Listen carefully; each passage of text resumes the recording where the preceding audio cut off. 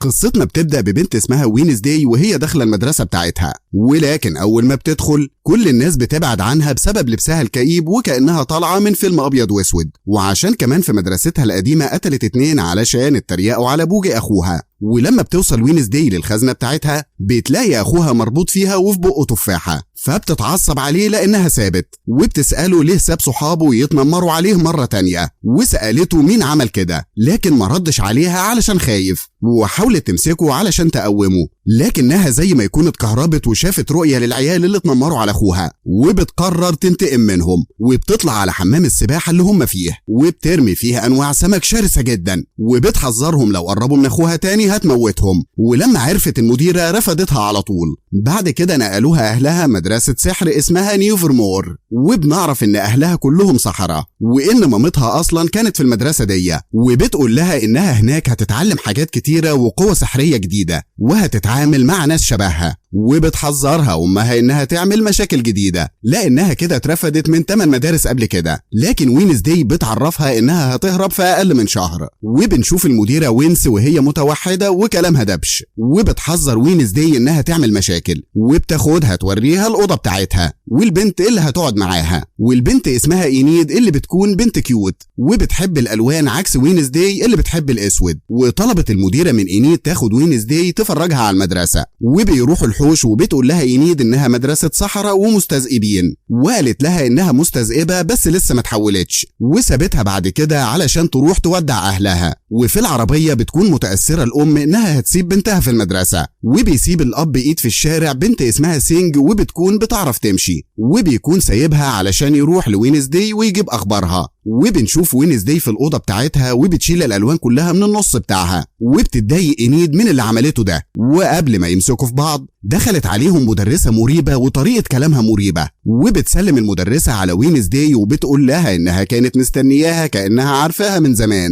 وبتخرج وينزداي من الأوضة بتروح الحوش، لكن في تمثال كبير بيكون هيقع عليها، لكن بيجي ولد وبينقذها. وهم في عيادة المدرسة حكى لها إنه أنقذها لأنها أنقذته زمان وهو صغير. وبتاخد المديرة وينزداي للدكتورة النفسية اللي هتعالجها، وقالت لها إنها هتستناها بره علشان لو عايزة تهرب تلحقها. وبتدخل وينزداي للدكتورة وبتتعامل معاها ببرود وقلة ذوق، وبتسيبها وبتمشي، وبتنط من الشباك علشان تهرب. وفعلا المديرة كانت بتتكلم في التليفون ما شافتهاش، وراحت لكافيه وبتقول للي واقف إنها عايزة قهوة، قال لها هتستنى شوية علشان المكنة عطلانة. عرضت عليه إنها تصلحها مقابل إنه يوصلها لمحطة القطر، ووافق الولد وفعلا صلحت المكنة. وأثناء ما هي بتشرب القهوة بتاعتها جه ابن صاحب العمدة واتريق عليها، قامت وضربته هو واللي معاه. فبيجي المأمور ومعاه المديرة اللي بتعتذر له عن اللي وينزداي عملته ده، وحذرها من اللي عملته ده، وقال لها إنه هيوديها في 60 داهية لو ده اتكرر تاني، خصوصا إنه ماسك عليها زلة لأن أبوها كان مسجون من 30 سنة. وفي العربية بتحذر المديرة وينزداي إنها لو عملت كده تاني هترفدها، وبتتضايق وينزداي وبتروح لأوضتها وبتشوف فيها سينج، وبتخاف جدا وبتمسكه وبتقول له إنه لو ما ساعدهاش هتقطع له صوابعه كلها. ووافق سينج، وكلمت وينزداي تيلور الولد اللي أنقذها، وقالت له يجي معاها حفلة آخر الأسبوع علشان هي عايزة تهرب. بيوافق تيلور لأنه بيكون بيحبها، وهي بتستغرب إزاي وافق بالسهولة دي. وبنروح للحفلة وبنشوف تيلور ووينزداي وهم بيهربوا من الحفلة، ولكن بتشوف وينزداي رؤية الريوان صاحبها اللي هيتقتل في الغابة. ولما بتجري على الغابة تلحقه قالت له انت لازم تمشي من هنا علشان انت هتموت. بيهجم عليها ريوان وبيقول لها ان هو اللي خلاها تشوف الرؤية دي علشان يقتلها لان امه قالت له انها ساحرة ولازم تموت. ولكن بيجي وحش كبير بيهجم على ريوان وبيقتله وبيهرب من المكان. وبتروح وينزداي للمديرة وبتقول لها ان ريوان اتقتل، لكن مش بتصدق لان الشرطة راحت الغابة ما لقتش اي حاجة ولا اي اثر. وبياخد المأمور وينزداي على جنبه وبيقول لها كفاية لعب عيال بتاعك ده، انا مش فاضي. واثناء كلامهم بيخرج ريوان من الأوضة وبتتصدم وينزداي لانها شايفاه مقتول قدامها، لكن في الواقع ان ده كان المديرة اللي انتحلت شخصية ريوان علشان الشرطة ما تعرفش حاجة. وبتنتحل تاني المديرة شخصية ريوان اللي بتطرده من المدرسة تاني يوم علشان ما يظهرش تاني في المدرسة، وبيصدق كل الطلاب انه اتطرد. وبتروح وينزداي تتكلم معاه، لكن بيقول لها مالكيش دعوة بيا وبتبعد عنه وبيمشي روان. وبيمشي سينج وراه وبيروح روان اللي هو المديرة محطة القطر،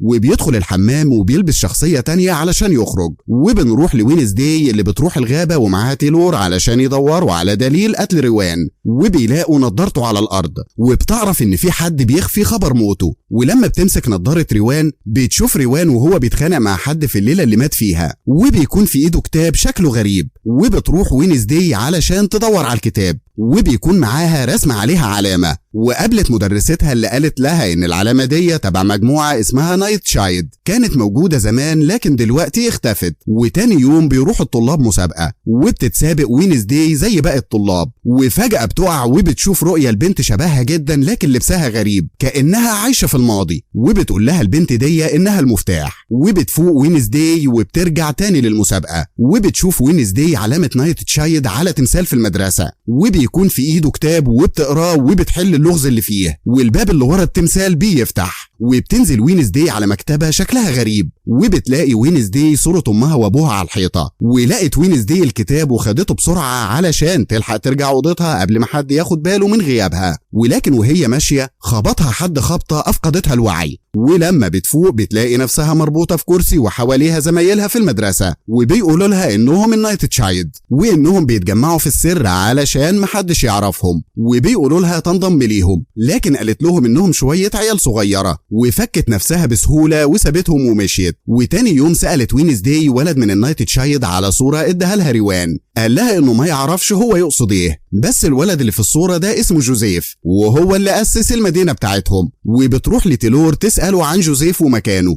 قال لها انه موجود في غابة بس المكان ده مهجور. وبتروح وينزداي الغابة علشان تعرف ايه علاقتها بجوزيف، بس بيظهر راجل كبير ولكن هاجمه سينج وبيهرب الشخص ده. وبتقعد في الغابة تدور على اي حاجة بس مش بتلاقي. وهي ماشية وبتمسك الباب شافت رؤية ل400 سنة ورا، وبتشوف جوزيف وباقي اهل المدينة وهم بيلموا الصحراء علشان يحرقوهم. وشافت كمان البنت اللي شبهها اللي شافتها قبل كده، وبتكون دي جودي جدتها وهي صغيرة. وبتشوف جودي بتهرب من جوزيف قبل ما يقتلها، ولما بتفوق بتلاقي نفسها في مكانها، وبتبقى لازم تمشي علشان قبل ما حد يلاحظ غيابها. وقبل ما تمشي سمعت خطوات الوحش، ولكن لما شافها هرب منها ومشي. وبتمشي وراه وبتلاقي آثار رجل بني آدم، وبتروح لصاحبها وبتقول له إن الوحش ممكن يبقى بني آدم بس بيتحول لوحش علشان خطوات الراجل بتاعته. ولما خدته توريله الخطوات دي كانت اختفت بسبب المطر، وقال لها إنه كلم روان لكن حد تاني اللي رد عليه. وفعلا شكل حد انتحل شخصيته زي ما قالت. وآخر اليوم الراجل اللي وينزداي شافته في الغابة بيكون قاعد بيصلح الكاميرا بتاعته، ولكن بيهجم عليه الوحش وبيقتله. ولكن بتصوروا الكاميرا كذا صورة وبتشوفها الشرطة وبتاخد الصور علشان تحقق.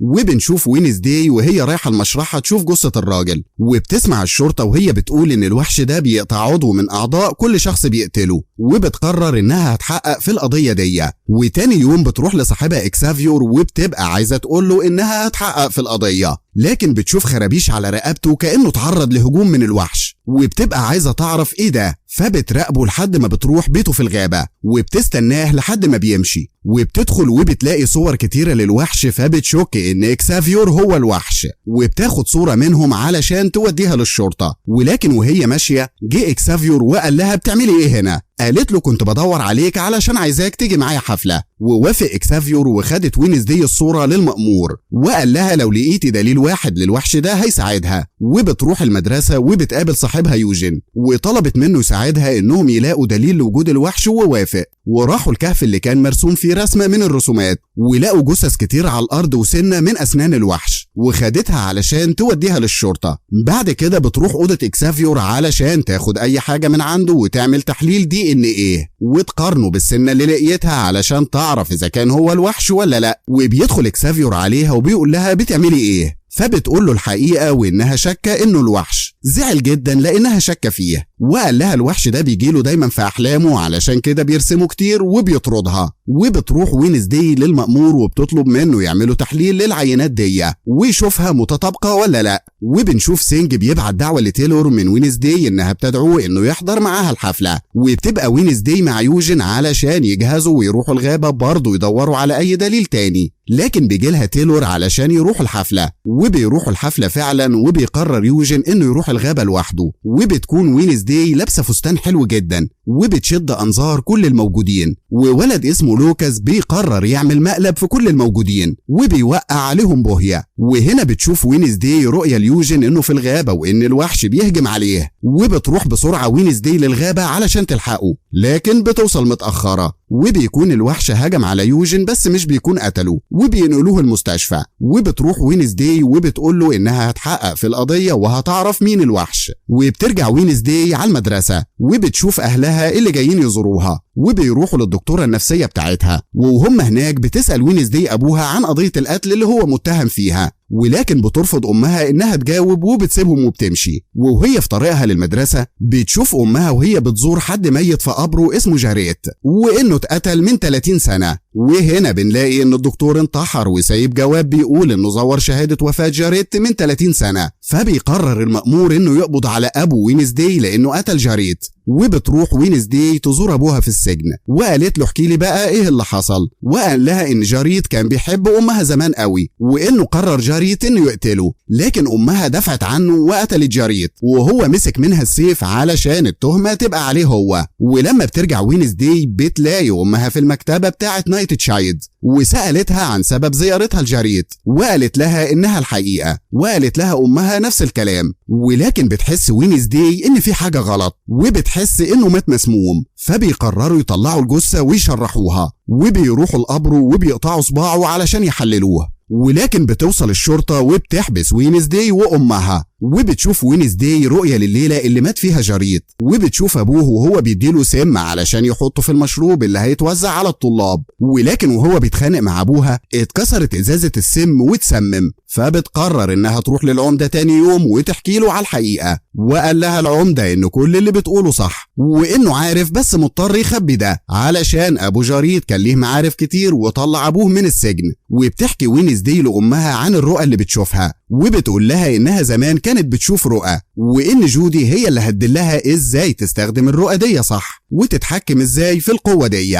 وبتديها أمها الصور بتاعتها هي وأصحابها زمان. وبتلاحظ وينزداي إن المديرة كانت منتحلة شخصية مغنية في الحفلة. وبتروح وينزداي للمديرة وبتقول لها أنا عرفت الحقيقة، وإنها كانت منتحلة شخصية روان علشان تتستر على الجريمة. قالت لها المديرة إنها عملت ده علشان تحافظ على سمعة المدرسة. وفجأة سمعوا صوت عالي جاي من حوش المدرسة، ولما وقفوا في البلكونة بيشوفوا في إيه، لقوا في حد كاتب بالنار كلام على الزرع. وبتتصدم وينزداي لما شافوا الكلام لأنها شافته قبل كده في رؤية. وبيعمل لها أصحابها مفاجأة لعيد ميلادها في سرداب الساحر جوزيف، لكنها ما بتبقاش مهتمة وبتدور على أي حاجة ليها علاقة بجوزيف أو الوحش. وبتلاقي جملة مكتوبة على الحيطة وبتكون نفس الجملة اللي اتكتبت بالنار على الزرع. ولما بتشوف الكلمة دي وينزداي بتفقد الوعي، وبتشوف رؤية لجودي وهي بتقول لها إنها لازم تدور على قصر عائلة جاريت. وتاني يوم بتروح وينزداي للقصر، لكن بتشوف العمدة وهو هناك وبتستخبى منه بسرعة وبتسمعه وهو بيكلم المأمور وبيقول له انه عارف مين اللي بيرتكب الجرائم دي كلها بس ساكت، وطلب منه يقابله في الكافيه بتاع تايلور. وبتركب بسرعة معاه في عربيته من غير ما ياخد باله. وأول ما بيوصلوا للكافيه وبينزل العمدة من العربية بتيجي عربية من غير نمر وبتخبطه وبتجري قبل ما يدخل الكافيه. فبيتنقل بسرعة للمستشفى لأن حد قطع عنه أنبوبة الأكسجين.